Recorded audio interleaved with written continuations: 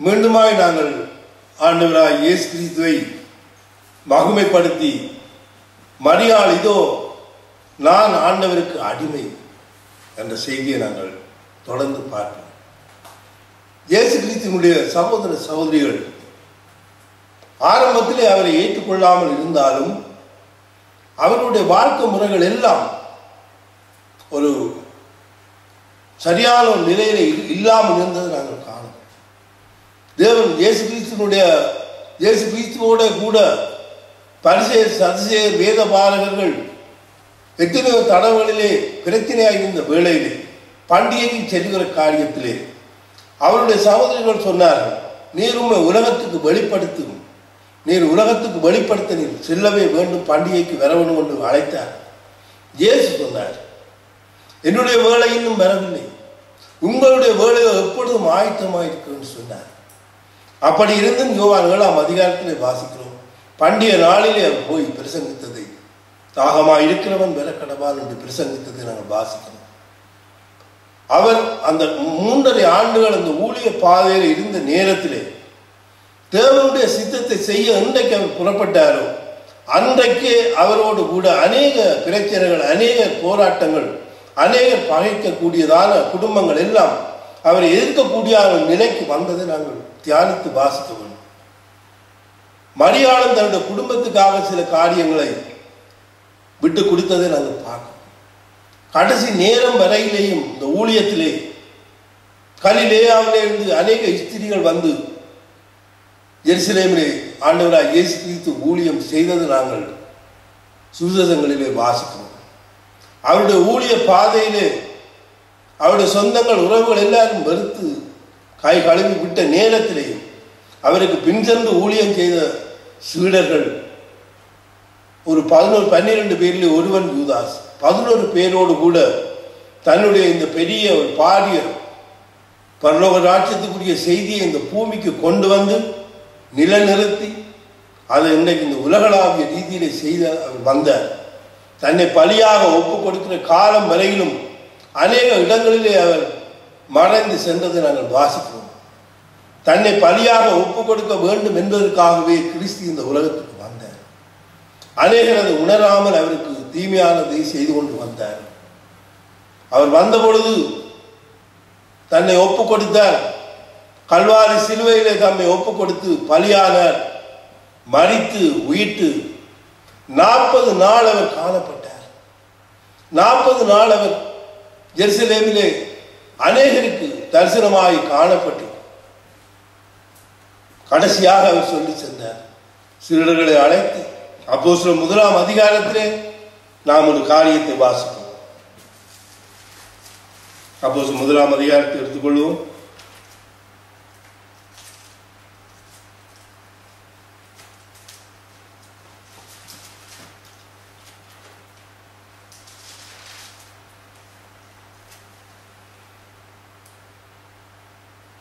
நாலாம் வசனத்தை வாசிக்க 1:4.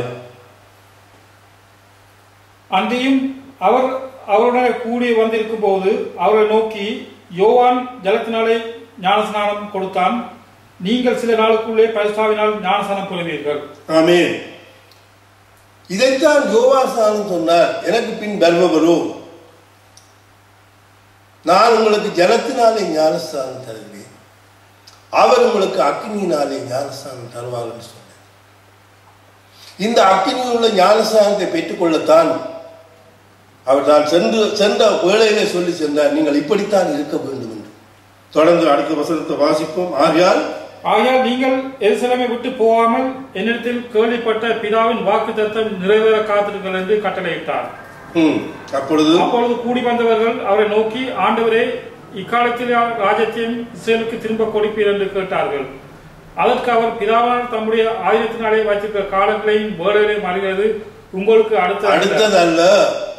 அடுத்த வசனம், பரிசுத்தாவின் வரும்போது நீங்கள் பயனடைந்து எருசலேமிலும் யூதா முழுவதிலும் சமாரியாவிலும் பூமியின் கடைசி பரியந்தமும் எனக்கு சாட்சிகளாயிருப்பீர்கள் சொன்னார். நீங்கள் எருசலேமை விட்டு போக கூடாது. அந்த வேளையில தானே அவருடைய சொல்லுக்கு கீழ்ப்படிந்து எல்லோரும் என்ன செய்தார்கள், மேல் வீட்டிலே கூடினார். கூடி ஆண்டவராய் இயேசு கிறிஸ்து சொன்ன வாக்குத்தத்தம் பெற காத்திருந்தார்கள். அவர் சொல்லி பரலோகத்துக்கு எடுத்துக்கொள்ளப்படுகிற வேளையிலே அடுத்த வசனத்தை வாசிப்போம். 9ஆம் வசனத்தை வாசிப்போம். இவைகளை அவர் சொன்ன வேளையிலே, இவைகளை அவர் சொன்ன பின்பு அவர்கள் பார்த்து கொண்டிருக்கையில் உயிர் எடுத்துக் கொள்ளப்பட்டார். அவர்கள் கண்களுக்கு மறைவாக ஒரு மேகம் அவரை எடுத்துக்கொண்டது. அவர் போகிற போது அவர்கள் வானத்தை அண்ணார்ந்து பார்த்து கொண்டிருக்கையில் இதோ உண்மையான வசித்தவர்கள் 2 பேர் அவர்கள் அருகே நின்று, கலிலேயாகிய மனுஷரே, நீங்கள் ஏன் வானத்தை அண்ணார்ந்து பார்த்து நிற்கிறீர்கள்? உங்களிடத்திலிருந்து வானத்துக்கு எடுத்துக்கொள்ளப்பட்ட இந்த இயேசுவானவர் எப்படி உங்களை கண்களுக்கு முன்பாக வானத்துக்கு எழுந்தனாரோ அப்படியே மறுபடி வருவார்கள் என்றார். ஆமென். பார்த்தீர்களா? எப்படி எழுந்தருளி போனாரோ அதே போல ஆண்டவராய் இயேசு கிறிஸ்து மீண்டும் இந்த பூமிக்கு வரப்போகிறார். அந்த நேரத்தில் 2 தேவதூதர்கள் அங்கே இருந்தார்கள். நீங்கள் பார்த்து கொண்டிருக்கிறீர்களே, இந்த இயேசுவானவர் எப்படி இந்த பரலோகத்துக்கு எழும்பி போனாரோ அப்படியே மீண்டும் வரப்போகிறார். இந்த வருகைக்கு தான் நாங்கள் இன்றைக்கு ஆயத்தப்படுத்துகிறோம். அவர் சொல்லி சென்றார், நீங்கள் எருசலேமை விட்டு புறப்படாமல் நீங்கள் தரித்திருங்கள் என்று சொன்னார். எல்லோரும் தரித்திருந்தார்கள். சீடர்கள் என்ன செய்தார்கள் என்று பார்க்கிறோம். அடுத்த வசனத்தை வாசிப்போம். அப்பொழுது 12ஆம் வசனம், அப்பொழுது அவர்கள் எருசலேமுக்கு சமமாய் ஒரு ஓய்வு நாள் பிரயாணத்திற்கு ஒளியமலை எனப்பட்ட மலையிலிருந்து எருசலேமுக்கு திரும்பி போனார்கள். அவர்கள் அங்கே வந்தபோது மேல் வீட்டிலே ஏறினார்கள்.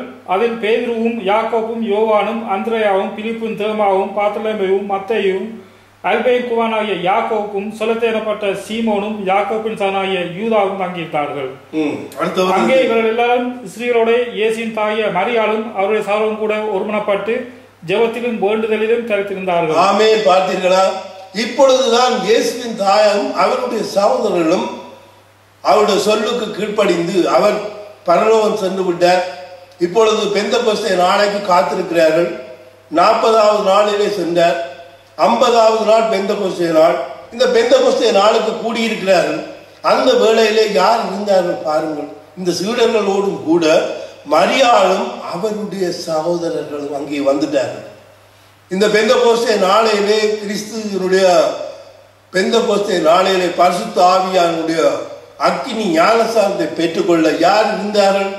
இயேசுவும் அவருடைய அவருடைய சகோதரிகளும் இருந்தார். இயேசுடைய தாயார் அவருடைய சகோதரர்களும் காத்திருந்தார்கள். எத்தனை நாள் காத்திருந்தார்கள்? 40வது நாளிலிருந்து 50வது நாள் வரையிலும் எல்லோரும் காத்திருக்கிறார்கள். சொல்லி சென்றாரே வருமன்று சொன்னாரே, பரிசுத்த ஆவியிடத்திலே வருமன்று சொன்னாரே. இதுதான் விடுதலையின் ஜூபிலி என்று வேதம் சொல்லுகிறது. இந்த விடுதலையின் ஆவியை பெற்றுக்கொள்ள எல்லோரும் காத்திருந்தார்கள். மாதா மரியாள் பிள்ளைகள் எல்லோரும் காத்திருந்தார்கள். நாம் இன்றைக்கு இந்த நிலையிலே வாழ்ந்து கொண்டிருக்கிறோம். இன்றைக்கு கிபி 100வது ஆண்டுக்கு பிற்பாடு வரையிலேயும் எந்த ஒரு மதங்களும் இந்த வேதத்திலே தோன்றவில்லை. அதுக்கு பிற்பாடு உருவாக்கப்பட்ட மதங்களும் அதுக்கு பிற்பாடு வந்த காரியங்களும் நிறைய இந்த உலகத்திலே இருக்கிறது. அவைகளை பற்றி நான் பேசவில்லை. ஆண்டவராய் இயேசு கிறிஸ்து, அவருடைய குடும்பம், அவருடைய தாயார், அவருடைய சகோதர சகோதரிகள் எப்படி அந்த காலத்திலே வேதத்துக்கு கீழ்ப்படிந்து பெந்தெகோஸ்தே நாளையில் இருந்து பரிசுத்த ஆவியை பெற்று ஞானஸ்நானம் பெற்று அவர்கள் தேவனுடைய வார்த்தைக்கு கீழ்ப்படிந்து வாழ்ந்தார்களா? வாழவில்லையா? வாழ்ந்தார்கள். அப்படித்தான் வாழ்ந்தார்கள். அது கிபி 100வது ஆண்டு வரையிலேயும் இந்த வேதம் எழுதி எந்த ஒரு காரியமும் நடக்கவில்லை. கிட்டத்தட்ட 4ஆம் நூற்றாண்டு வரையிலும் எந்த ஒரு வேதத்தை பற்றிய எந்த ஒரு மதங்களோ காரியங்களோ தோன்றவே இல்லை. இவர்களில் எப்படி வந்தது என்பது நாம் ஆராய்ச்சி செய்வதை விட்டுவிட்டு நாம் இந்த வேத வசனத்துக்கு செவி கொடுப்போம். இயேசு கிறிஸ்துவோடு கூட இருந்த சீடர்களும் இயேசு கிறிஸ்துவை பெற்றெடுத்த தாயும் இயேசு கிறிஸ்துவனுடைய சகோதர சகோதரிகளும் அவர்களுடைய குடும்பமாக இருந்து எப்படியான வாழ்க்கை முறைக்கு தள்ளப்பட்டு கடைசி நேரத்திலே அவர்கள் ஒன்று கூடி கிறிஸ்து இந்த உலகத்தை விட்டு போன பிற்பாடு அந்த கிறிஸ்துவனுடைய ஆவியை பெற்றுக்கொள்ள எல்லோரும் காத்திருந்தார்கள். இதைத்தான் நாம் இன்றைக்கு பார்க்க போகிறோம். நீங்கள் இயேசு கிறிஸ்துவை மரியா தன்னுடைய இருதயத்திலே தன்னுடைய கற்பத்திலே உட்பவித்த தேவனை மீண்டுமாய் தன்னுடைய உள்ளத்திலே பெற்றுக்கொள்ள மரியாவும் பிள்ளைகளும் காத்திருந்தார்கள். இன்றைக்கு நாம் அதை காத்திருக்கிறோம். நாம் தொடர்ந்தும் இந்த தேவாதி தேவனை பெற்றுக்கொள்ள அவரிடத்தில் நாங்கள் சேருவோம், பாடுவோம், கர்த்தரை நோக்கி பாடுவோம்.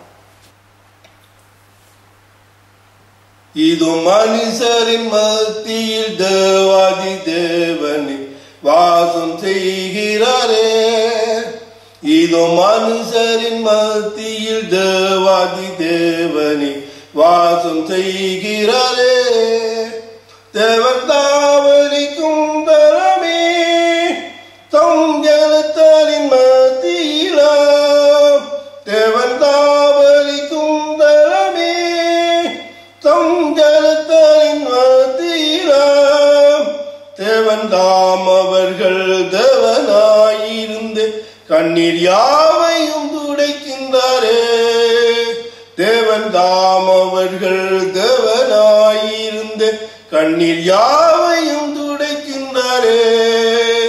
இதோ மனுஷரின் மத்தி தேவாதி தேவனே வாசம் செய்கின்றாரே. இதோ மனுஷரின் மத்தியில் தேவாதி தேவனே வாசம் செய்கின்றாரே. தேவாலயமும் அவரே தூய ஒளி விளக்கும் அவரே. தேவாலயமும் அவரே தூய ஒளி விளக்கும் அவரே. ஜீவனாலே தம் ஜனங்களின் தாகம் தீர்க்கும் சுத்த ஜீவநதியும் அவரே. ஜீவனாலே தம் ஜனங்களின் தாகம் தீர்க்கும் சுத்த ஜீவநதியும் அவரே. இதோ மனுஷரின் மத்தியில் தேவாதி தேவனே வாசம் செய்கின்றாரே. இதோ மனுஷரின் மத்தியில் தேவாதி தேவனே வாசம் செய்கின்றாரே. மகிமை நிறை பூரணமே மகாபரிசுத்த ஸ்தலம் அதுவே.